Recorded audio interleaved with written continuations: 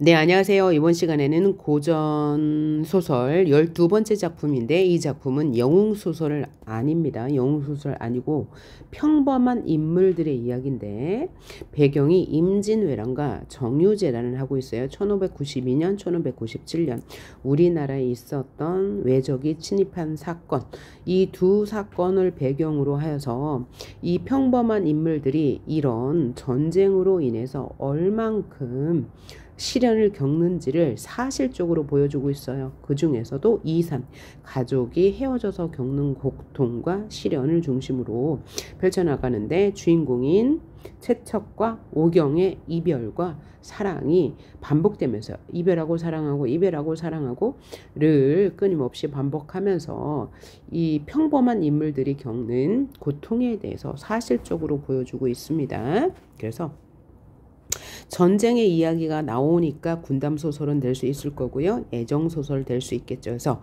만남과 이별이 반복되는데 이 만남과 이별이 특히 만남이 굉장한 우연으로 인해서 만나요. 그래서 얘를 기우록이라고도 합니다. 기하고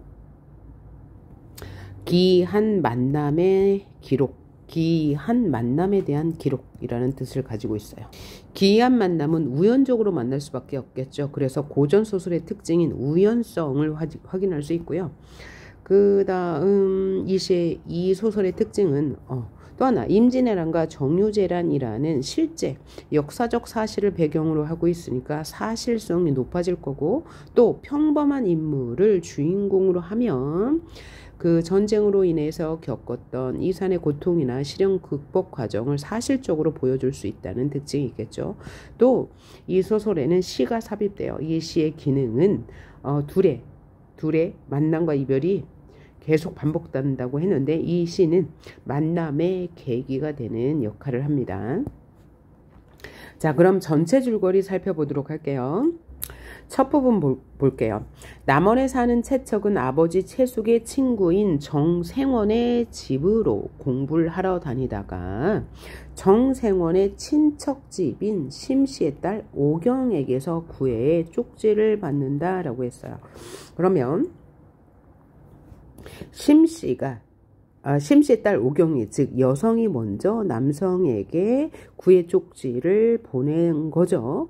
그 후에 채척은 오경과 혼인을 약속하는데 이 중간에 시련이 있었습니다. 왜냐하면 채척의 집은 좀 가난했고요. 심씨의 딸 오경의 집은 좀 부유한 편이었습니다. 그래서 심씨에게도 딸이 외동이고요. 채척에게도 이 아들이 외동이기 때문에 심씨는 조금 더 좋은 가문의 남성과 결혼을 시키고 싶었을 거고, 채척의 아버지는 자신의 집안이 별로 가문은 있으나 재물이 없기 때문에 분명히 이 오경 집에서 반대할 것이라고 생각했거든요. 그래서 심씨는 당연히 반대했어요. 아버지가 없는 집이거든요. 이쪽은 어머니가 없는 집이고요.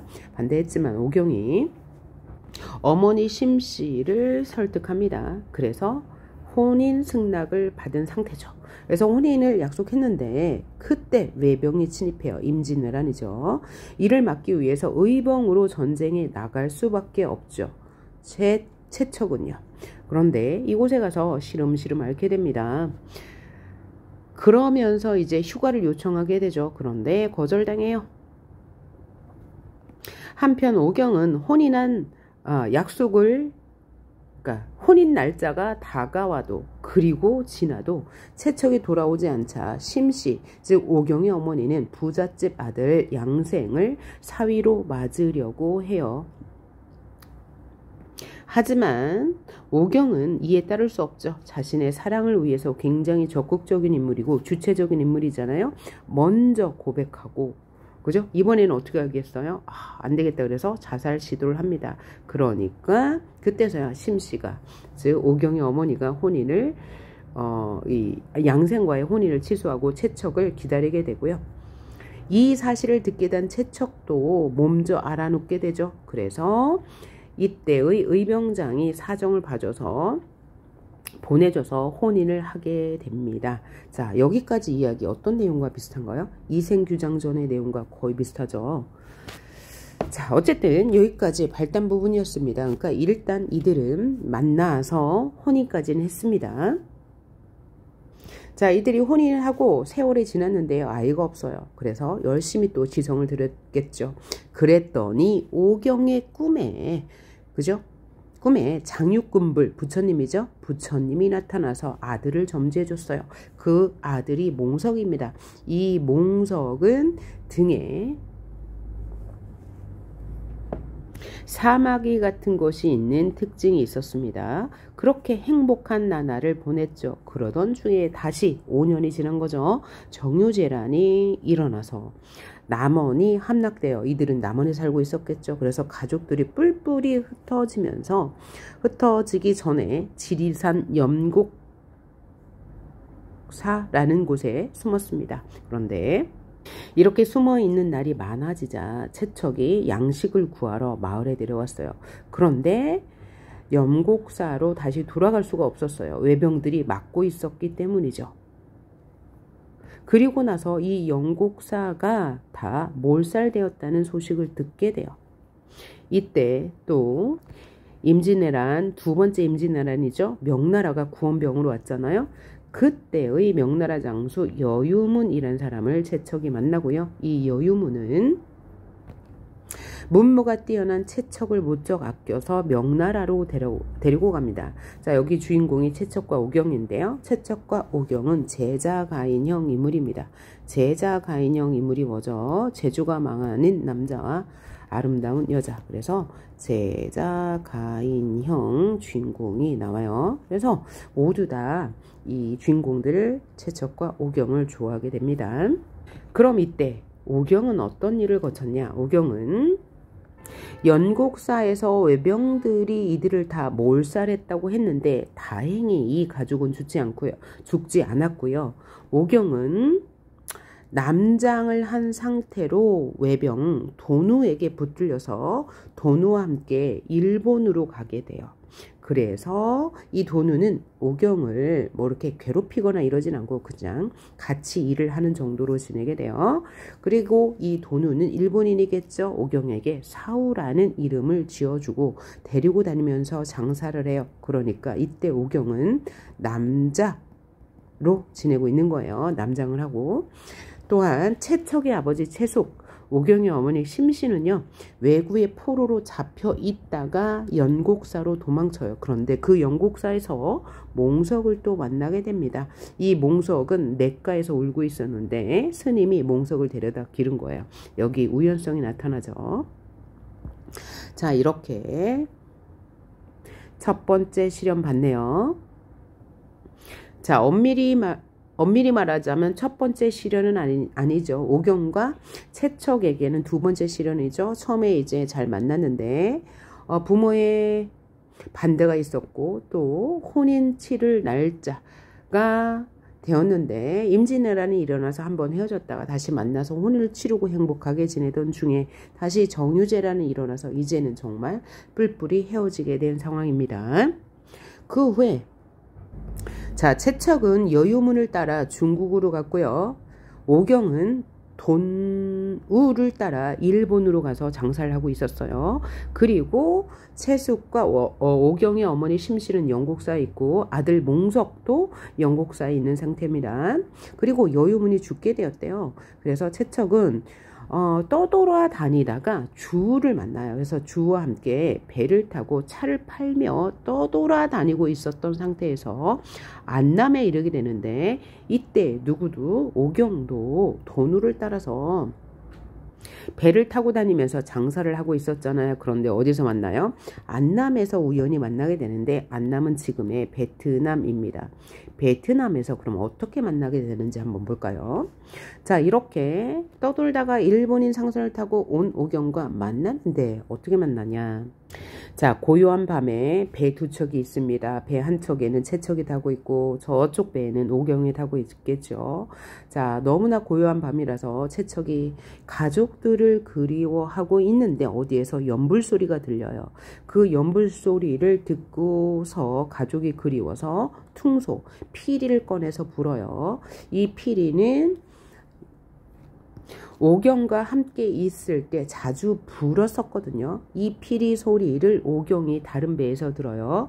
그리고 이 채척과 함께 주고받았던 시 한 편을 읊습니다. 근데 그 소리가 채척에 있던 배까지 들렸대요. 그래서 채척이 기절해요. 저 소리 우리 아내가 지었던 시인데 라고 기절을 하게 되죠. 그래서 놀란 채척의 친구 주가 묻게 되죠. 무슨 일이야? 라고 했더니 이런 일이야 라고 했더니 그래 다음 날에 가서 확인해 보자 라고 해서 다음 날 그 배로 가서 조선말로 말하죠. 여기 혹시 조선 사람 있습니까? 라고 얘기해서 오경을 만나게 돼요. 자, 그런데 오경은 메인 몸이잖아요. 돈우와 함께 이제 장사를 하고 있는데, 그래서 주가 돈우에게 은량을 주면서 오경을 데려오려고 하는데요.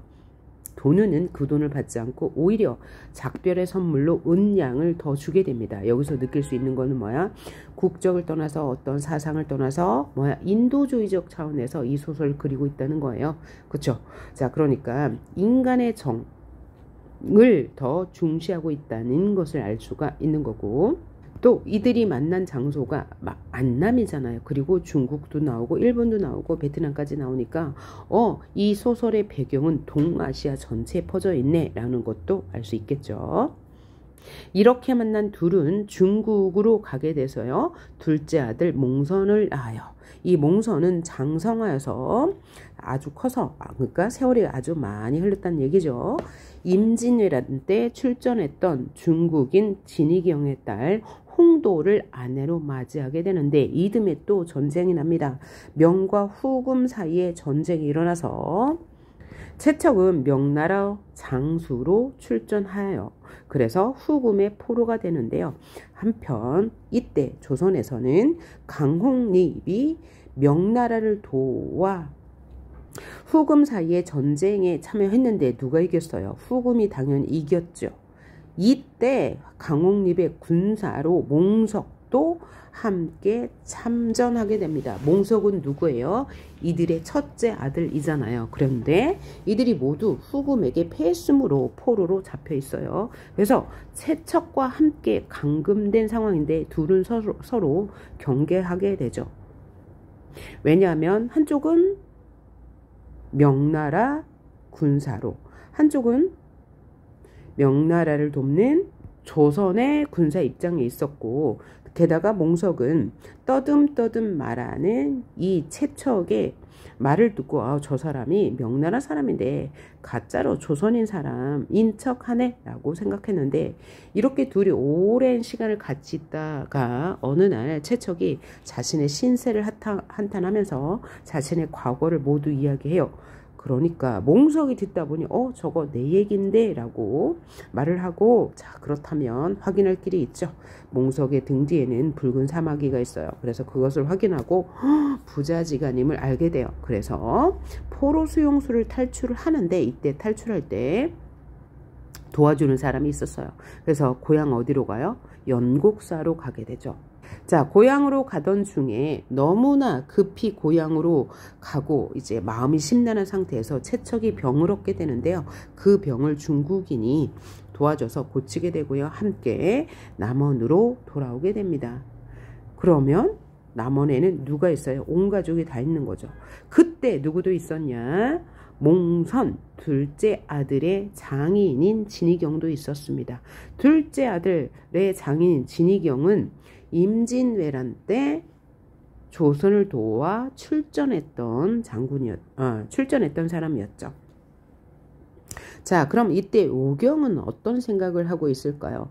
자, 이미 사실은 알고 있어요. 명나라가 그죠? 후금에게 패해서 이 명나라 군사들이 모두 그죠? 이렇게 포로로 잡혀 있거나 혹은 몰살당했을 것이다 라는 이야기를 듣고 오경은 또 죽을 결심을 하는데, 이때 또 죽으려고 할 때마다 나타나는 꿈이 있죠. 스님이 나타나는 거죠. 그래서 뭐라고 하냐? 좋은 일이 있을 거야. 지금 죽으면 안 돼. 헛된 목숨을 버리는 거야. 라고 이야기를 듣고 오경은 이제 어떤 결심을 하냐? 자, 둘째 아들 몽선 그리고 둘째 며느리 홍도와 함께 조선으로 가려고 계획을 세워요. 그래서 이들에게 조선어도 가르치고 일본어도 가르치죠.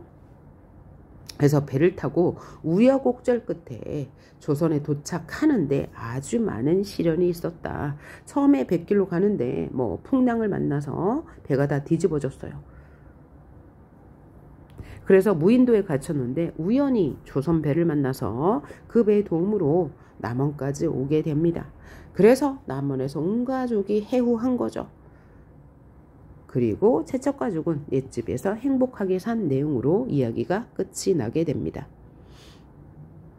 그래서 긴 이야기였지만 이별 만남이 계속되고요. 그 다음에 임진왜란과 정유재란을 배경으로 하고 있고 명나라와 후금 사이의 전쟁을 배경으로 하고 있다. 그리고 이 소설에 등장하는 인물들은 제자 가인이지만 영웅은 아니라는 거. 그래서 이 평범한 사람들이 전쟁을 통해 겪는 시련과 고통을 사랑으로서 극복했다라는 내용을 담고 있는 소설이었고요. 이 소설은 고1 교과서에 나오는 소설입니다. 자, 그러면 이제 인물 관계들을 볼까요? 우리의 주인공 채척은요. 임진왜란 때 의병으로 참전하였다가 돌아와 오경과 혼인하죠. 그리고 정유재란으로 오경과 온 가족이 흩어지고 중국으로 갔다가 안남에서 우연히 오경과 재회하고 명과 후금의 전쟁에서 포로가 되었는데 같이 포로로 잡혀있던 큰아들 몽석을 만나고 그와 함께 조선으로 돌아오는 인물이죠. 한편 오경은 의병이 되어 임진왜란 때 출전한 채척을 기다려 혼인하는 인물이고 정유재란으로 외병에 붙잡혀서 돈과 함께 일본에서 이제 그 상선을 모으는 생활을 하고 있었습니다. 그러던 중에 안남에서 우연히 채척과 재회하고요. 채척과 함께 중국으로 가서 살게 되다가 둘째 아들 몽선을 낳게 되고 몽선을 데리고 다시 본국으로 가는 이야기가 펼쳐지죠. 이때 돈우는 오경을 도와준 인물이죠. 이 사람이 왜 국의 사람이나 오경을 핍박하지 않고 아주 인도주의적으로 이 작품을 그리고 있죠. 오경을 포로로 잡았으나 오경을 데리고 장사하면서 이 오경을 존중해주는 인물이고, 그리고 오경이 채척을 만났을 때 그렇죠. 이별의 선물로 은양을 줄 정도로 아주 인간적인 배려를 해주는 인물이고, 채척에게도 조력자가 2명 있었는데 첫 번째는 여유문이죠. 여유문은 명나라 장수로서 맨 처음 임진왜란 때 여유문을 만나 여유문을 따라 채척이 중국에 가서 있게 되는데, 이 여유문은 채척을 굉장히 긍정적으로 와서 자신의 동생을 결혼시키려고 제안하는데 채척은 거절하죠. 이미 결혼한 몸이라고.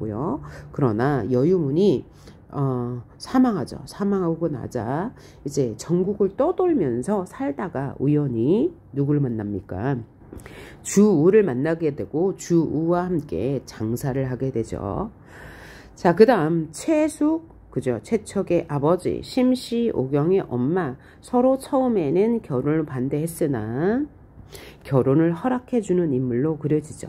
그 다음에 몽석은 채척과 오경의 첫 번째 아들, 몽선은 두 번째 아들. 자, 기이하게 다 우연적으로 만나게 되죠. 자, 몽석 같은 경우에는 임진왜란 때 헤어졌고요. 몽선은 헤어진 적은 없네요. 다음 장에서 이 작품의 특징 한번 보도록 할게요. 등장인물은 제자가인형 인물이에요. 게다가 오경은 더 적극적이죠. 자, 사랑을 먼저 고백하기도 하고요. 자, 채척과의 사랑이 이루어지지 않자, 그죠? 목숨을 끊으려고도 하는 아주 주체적이고 강인한 인물이죠. 그리고 시련이 닥칠 때마다 이제 꿈에 스님이 나타나서 조언을 해주면 그 조언에 따라서 아주 강인하게 살아가고, 그로 인해서 결국은 헤어졌던 가족을 모두 만나게 되는 아주 강인하고 주체적인 인물이죠. 그래서 채척에게 먼저 마음을 표현했고요. 양생과의 혼인을 거부하고 전쟁에 나간 채척을 기다리는 주체적 인물이고요. 남장을 하고 돈우의 도움을 받아 생활하는 인물이고 중국에서 몽성과 홍도는 며느리죠. 둘째 아들 몽성과 데리고 고향으로 돌아오는 적극적인 인물입니다. 그래서 자신의 의지대로 배우자를 선택하는 주체적인 인물인 동시에 강인한 의지와 지혜로서 전쟁으로 인한 역경을 극복하는 아주 적극적인 인물이다라는 거 알 수 있고 역시 채척도 긍정적인 인물이죠. 말타기와 헬쏘기에 능했기 때문에 전쟁에 참여했겠죠. 그리고 심씨가 양생을 사위로 맡고자 함을 알고 오경과 혼인하기 위해 전장에서 돌아오는 적극성도 있고요. 포로로 잡혀가지만 탈출하여서 고향으로 돌아와서 포로로 잡혔을 때 큰아들 몽석을 만났죠. 그 다음에 돌아가서 온 가족을 만나게 돼요. 그래서 이들을 제자가인형 인물이라고 할 수 있는 거죠. 그리고 이 채척은 오경에 대한 사랑이 깊고요. 전쟁과 이산의 고통 속에서도 사랑과 행복을 쟁취해가는 의지적 인물로 그려지고 있습니다. 자, 시대 공간적 배경은 조선이죠. 그런데 명나라도 나오고 외도 나오고 안남도 나와요. 그래서 공간적 배경이 동아시아 전체로 확대된다는 것이 이 소설의 특징이고 임난과 정유재란 그 다음에 명나라와 후금의 전쟁까지 다루고 있어서 작품의 사실성을 부여하고 있고요. 공간적 배경이 확장되었다라는 것도 확인할 수 있었습니다. 자, 그 다음에 사건 전개 방식은 만남, 이별, 재회, 이별, 재회가 반복되는 기우 소설이라고 했죠. 맨 처음 채척과 오경의 사랑에 빠졌어요. 만났죠. 그런데 임진왜란이 발발해서 채척이 의병으로 전쟁으로 나아갔기 때문에 이별했죠. 그리고 채척이 돌아왔어요. 혼이 나요. 몽석을 낳았죠. 그런데 또 정유재란이 발발하여 온 가족이 뿔뿔이 흩어졌어요. 그러다가 채척과 오경이 우연히 안남 배에서 만나게 되고요. 이들은 중국 명나라에 가서 살다가 또 명나라와 후금 사이에 전쟁이 일어나서 또 이별하게 되었으나 오경이 조선 남원으로 가면서 온 가족이 재회하는 이야기로 끝나게 됩니다. 자, 삽입시 한번 볼까요? 이 작품에서는 채척과 오경이 혼인하여 행복하게 지내던 시절에 오경에 지은 시가 삽입되어 있는데 이 시는 훗날 안남에서 채척과 오경이 만나게 되는 매개체 역할을 합니다. 이 시가 왜 그러면 만남의 매개체 역할을 하냐? 이 시는 채척과 오경이 행복할 때 서로 주고받던 시였는데 어느 날 채척이 퉁소를 불게 되니까 이 소리를 들은 오경이 그 소리를 듣고 채척에게 지었던 이 시를 읊어서 채척은 저 사람 우리 아내일 거야 라고 반신반의하면서 그 배에 찾아가서 만나게 되죠. 근데 이런 것들이 다 모두 전기적 요소가 되는 거예요. 왜냐하면 배와 배 사이가 얼마나 멀고 그런데 이런 소리가 들리겠어요. 그러니까 전기적 요소와 우연성이 아주 곳곳에 있는 소설이다라는 것은 여러분이 아실 수 있을 것 같아요. 그러니까 우연성이 계속 반복됩니다. 그래서 그 우연성이 어느 부분에 나오는지 한번 볼까요? 가족과 헤어진 채척이 우연히 명나라 장수 여유문을 만나고 이 여유문과 아주 돈독하게 지내는 장면에서 우연성을 알 수 있고요. 그 다음에 채숙과 심씨는 뭐예요? 그들의 주인공이 엄마 아버지죠. 전란총에 헤어진 손자 몽석을 영곡사에서 우연히 만나는 것도 우연성이고요. 채척과 오경이 안남에서 우연히 만나는 것도 우연성이고요. 채척과 몽석이 우연히 후금의 포로 수용소에서 만나는 것도 우연성이고요. 고향으로 돌아오던 채척과 몽석이 도움을 받은 중국인이 홍도의 아버지라는 것, 즉 둘째 아들의 아버지라는 것도 아버지 진이경이라는 것도 우연적이죠. 자, 이런 소설 그럼 지문 보고 이제 문제를 풀 건데 우리 지문 읽기 전에 보기 먼저 읽어볼까요? 자, 보기 먼저 읽어보고 이 보기로 문제를 해결할 수 있다면 먼저 해결하고 지문 읽어보도록 합시다. 자, 그러면 2번 문제죠? 보기 한번 볼게요. 자, 임진왜란 등 16세기 말 17세기 초 동아시아에서 발생한 전쟁들은 전국 백성들의 삶에 심대한 순환을 초래했다. 매우 큰 순환을 주었다. 이런 역사를 반영한 대표적인 작품이 조이안의 채척전이다. 채척에게서 체험의 전말을 전해 듣고 이 작품을 썼다는 후기로 보면 그러니까 이거는 사실을 바탕으로 쓴 소설임을 알 수 있네요. 이 작품이 실제 경험에 바탕을 둔 인물들의 이산 가족과 헤어지는 거, 귀향 고향으로 돌아가는 과정을 그린 유랑의 이야기, 유랑의 서사임을 알 수 있다. 자, 특히 서사 공간이 조선, 아시아 여러 나라에 걸쳐 펼쳐지고 있으므로 국가 간 갈등을 넘어서 국가 간의 갈등을 초월하여 개인 간의 인간적 배려 및 전쟁의 참상에 대해 각국 백성들이 보인 인류애적 연민의 모습을 형상화하고 있다는 점이 주목할 만하대요. 그럼 이를 바탕으로 선택지 한번 판단해 보겠습니다. 우리가 지금 적절하지 않은 것을 골라야 하네요. 선택지 1번 경자년 4년 등 채척과 오경이 겪어야 했던 전랑과 유랑체험이 역사적 실제성을 지니고 있다고 했어요. 보기에서 했으니까 맞는 말이죠. 2번 처절하게 시를 읽고 한숨까지 내신 것은 누가요? 채척이요. 시가 오경 자신의 이산과 유랑체험을 계기로 지어진 것임을 알 수 있군. 이 아니라고 했죠. 여기서 뭐라고 했냐면 시를 처음 지은 건 보기에서는 안 나왔네요. 그죠? 시가 오경 자신의 이산과 유랑체험을 계기로 지어진 것이다. 이거는 지문을 봐야 알 수 있어요. 왜냐하면 이 시는 아까 제가 얘기했죠. 오경과 채척이 행복할 때 첫 아들을 낳고 행복할 때 지은 소설이고 퉁소소리도 둘이 서로 주고받던 거라고 했어요. 그래서 얘는 틀린 것이 될 거고요. 3번 조선말 조선의 곡조 등이 사건 전개에 중요한 역할을 하는 것은 채척 부부가 외국에서 제외하고 있기 때문이죠. 그렇죠? 조선말로 말했어요. 그러니까 굳이 조선에 있으면 조선말로 했다는 표현을 쓸 필요가 없으므로 그죠? 아까 그 장소는 또 안남 베트남이었으니까 조선말이라고 언급을 해야 했을 거예요.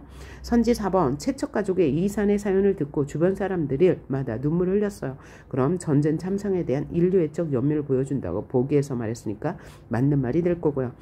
선지 5번 돈우가 백금을 받고 오경을 파는 대신 그죠 팔지 않고 오히려 오경에게 전별금 이별 선물을 주며 안타깝게 보냈거든요. 이것은 국가 간 갈등을 넘어선 인간적 배려라고 보기에서 했으므로 맞는 말이 될 것입니다. 그럼 이를 바탕으로 지문을 읽어보도록 할게요. 지문을 보니까 위기 장면부터 나왔네요. 한번 읽어보도록 합니다. 경자년 늦봄 사실성을 보여줘요. 실제 시간적 배경을 제시하고 있으므로 채척은 주우와 함께 이때 주우는 채척이 중국에 가서 두 번째로 만난 인물이죠. 첫 번째는 정유문과 함께 살았는데 정유문이 죽은 이후에 채척이 혼자 유랑하다가 주우라는 사람을 만나서 같이 장사하기로 하면서 그죠? 배를 타고 함께 돌아다니는 인물이에요. 배를 타고 이곳저곳을 돌아다니며 차를 팔다가 마침내 안남에 이르게 되었다. 안남 현재 베트남. 그러니까 공간적 배경은 안남. 이때 일본인 상선은 뭐야? 뭔가 상업을 목적으로 하는 배를 상선이라고 하죠. 10여 척도 강어귀에 정박하여 배를 대놓고 10여를 함께 머물게 되었어. 자, 날짜는 어느덧 4월 보름이 되어 있었다. 하늘에는 구름 한 점 없고 물은 비단결처럼 빛났으며 바람이 불지 않아 물결 또한 잔잔했다. 배경 묘사를 아주 세심하게 그죠? 구체적으로 보여주고 있나요? 이날 밤이 장차 깊어가면서 밝은 달이 강가에 비치고 옅은 안개가 물 위에 어리었으며 4월 보름이래요. 자, 봄이네요. 뱃사람들은 모두 깊은 잠에 빠지고 물새만이 간간히 울고 있었다. 쓸쓸한 분위기를 조성하는 배경무사. 이때 문득 일본인 배 안에서 연부라는 소리가 들렸다. 이 연부는 누가 할까요? 아마 우리의 여주인공 오경이 하고 있을 거예요. 왜 연부라는 소리가 들렸을까요? 오경이 시련이 닥칠 때마다 뭐예요? 꿈에서 부처님이 나타나서 뭔가 조언을 해주잖아요. 그러니까 불교 신자였음을 알 수 있죠. 그죠? 소리가 은은히 들려왔는데 그 소리가 매우 구슬펐다. 자, 채척은 홀로 선창에 기대어 있다가 이 소리를 들었다. 전기적 요소죠. 어떻게 들려요? 그죠? 자, 듣고 자신의 신세가 처량하게 느껴졌다. 그래서 즉시 행장에서 여행짐에서 피리를 꺼내 몇 곡을 불어서 가슴속에 맺힌 회한 슬픔을 풀었다. 이 퉁소 피리는 자주 불던 거였어요. 때마침 바다와 하늘은 고요하고 구름과 안개가 거치니 애절한가랄까 그윽한 흐느낌이 피리 소리에 뒤섞여 맑게 퍼져나갔다. 이에 수많은 뱃사람들이 놀라 잠에서 깨었다. 이것도 정기적 요소예요. 현실적으로 일어날 수 없는 일은 다 정기적 요소가 됩니다. 그들은 처연하게, 여기서 그들은 뭐야? 이 퉁소 소리를 들은 사람들은 처연하게 매우 구슬프게 앉아 피리 소리에 조용히 귀를 기울였다. 격분해서, 왜 격분할까요? 고향이 그립거나 모두 다 전쟁에 상처가 있는 사람들이잖아요. 이 배경은 다 동남아시아니까. 머리가 고추선 사람도 있었고 피리 소리에 분을 가라앉힐 정도로 아주 다 슬퍼했단 얘기죠. 잠시 후에 일본인 배 안에서 조선말로 칠원절구를 읊었다. 조선말로라고 한 이유가 뭐야? 여기는 배경이 안남이기 때문에 조선 사람도 있고 베트남 사람도 있고 중국 사람도 있고 각국의 사람도 있기 때문에 굳이 조선말로라고 언급한 거고, 칠원절구의 한시란 거죠. 칠원절구는 한 줄이 7글자, 절구니까 4줄이라는 뜻이죠. 오케이? 그랬더니 읊었어요. 그럼 이건 누가 읊은 거예요? 바로 오경이 읊은 거겠죠. 왕자진의 피리 소리에 닮아져 떨어지는데 바다처럼 푸른 하늘에 이슬만 서늘하구나 라는 시를 읊었어요. 이 시는 뭐예요? 오경과 채척이 서로 좋을 때 서로 주고받던 시예요. 그래서 시를 읊는 소리는 처절하여 마치 원망하는 듯하고 호소하는 듯하다. 그래서 이 슬픈 분위기를 강조하기 위해서 이런 말들을 했겠죠. 시를 다 읊더니 그 사람은 길게 한숨을 내쉬어. 그 사람은 바로 여주인공 오경이 될 거예요. 자, 채척은 그 시를 듣고 크게 놀라서 피리를 땅에 떨어뜨렸어. 그것도 깨닫지 못한 채 마치 실성한 사람처럼 멍하니 서 있었다. 그를 보고 옆에 있던 주가 말했다. 어디 안 좋은 곳이라도 있는가? 라고 물었더니 채척은 대답을 하고 싶었으나 목이 메고 눈물이 떨어져 말을 할 수가 없었다. 시간이 조금 흐른 뒤에 채척은 기운을 차리면서 말하기를, 조금 전에 저 배 안에서 들려왔던 식구는 바로 내 아내가 순수 지은 것이라네. 다른 사람은 평생 저 시를 들어도 절대 알지 못하지만 내 아내가 지은 시를 내가 어찌 모르겠는가. 게다가 시를 읊는 소리가 내 아내의 목소리와 너무 비슷한데 마음이 슬퍼진 것이라네. 어떡하지? 하지만 어떻게 아내가 여기까지 와서 저 배 안에 있을 수 있겠어? 왜냐하면 아내는 임진왜란 외적에게 죽은 것으로 알고 있거든 이라고 말했죠. 그랬더니 이어서 온 가족이 왜군에게 포로로 잡혀간 일을 다 채척이 주에게 말했대요. 배 안에 있던 사람들 가운데 비탄에 젖지 않는 사람이 없었다니까 모두 다 비탄에 젖었어요. 매우 슬퍼했어요. 그 가운데 두홍이라는 사람이 있었는데 젊고 용맹한 장군이었다. 그는 채척의 말을 듣더니 얼굴에 의기를 띠고 주먹으로 노를 치면서 분연하게 아주 분을 참으면서 일어나서 말하기를, 내가 가서 알아보지요. 저 배에 탄 사람이 바로 오경이 맞는지 알아보겠소 라고 했더니 주가 저지했어요. 말리면서 말하기를, 자, 주는 좀 침착하고 여기 둥은 좀 흥분을 잘하네요. 성급한 사람이네요. 깊은 밤에 시끄럽게 굴면 많은 사람들이 동요할까 두렵네. 내일 아침에 조용히 물어봐도 늦지 않을 것세 라고 했더니 주위 사람들이 모두 그럽시다 라고 말했대요. 채척은 앉은 채로 아침이 되기를 기다렸어요. 동방이 밝아오자 즉시 강둑을 내려가 일본인 배에 이르러 또 조선말로 물었어요. 어젯밤에 시를 읊었던 사람 조선 사람 아닙니까? 나도 조선 사람이기 때문에 한번 만나보았으면 합니다. 멀리 다른 나라를 떠도는 사람이 비슷하게 생긴 고국 사람을 만나는 것이 어찌 기쁘기만 한 일이겠습니까? 이것은 매우 귀한 인연입니다 라고 말한 거죠. 오경도 어젯밤에 들렸던 피리 소리가 조선의 곡조인데다가 평소에 익히 들었던 것과 너무 흡사하여서 남편 생각에 감회가 절로 어떤 감정이 절로 일어나서 시를 읊게 되었던 것이다. 이거는 서술자의 서술이죠. 서술자의 해설이라고 보면 되고요. 오경은 자기를 찾는 사람의 목소리를 듣고는 황망하게 매우 당황하여 허둥지둥하며 채척을 보았다. 우와! 두 사람은 서로 마주 바라보고는 놀라서 소리를 지르며 끌어안고 모래밭을 뒹굴었다. 목이 메고 기가 막힌 마음을 안정할 수 없었으며 말도 할 수 없었다. 눈에서는 눈물이 다하자 피가 흘러내려 서로 볼 수도 없었다. 피눈물을 흘렸다. 정기적 요소죠. 두 나라 뱃사람들, 한쪽은 중국, 한쪽은 일본, 저작거리처럼 모여들어 구경하였는데 매우 시끌벅적하게 모여들었어요. 처음에는 단지 친척이나 잘 아는 친구인 줄만 알았다. 왜냐하면 오경이 남장을 하고 있었기 때문이죠. 뒤에 그들이 부부라는 것을 알고 사람마다 서로 소리치며 말했다. 이상하고 귀한 일이로다. 이것은 하늘의 뜻이요. 사람이 이룰 수 있는 일이 아니로다. 이런 일은 옛날에도 들어보지 못한 최초의 일이다. 이것을 사자성어로 전대미문이라고 하죠. 최척은 오경에게 그간의 소식을 물으면서 말했다. 산속에 붙들려 강가로 끌려갔다는데 그때 아버님과 장모님은 어떻게 되었죠? 라고 말했더니 오경이 답하기를 날이 어두워진 뒤에 배에 오른 데다가 정신이 없어 서로 잃어버리게 되었으니 제가 두 분의 안위를 어떻게 알 수 있었겠어요? 두 사람이 손을 붙들고 통곡하자 옆에서 지켜보던 사람들도 슬퍼하며 눈물을 닦지 않는 이가 없었다. 이게 서술자의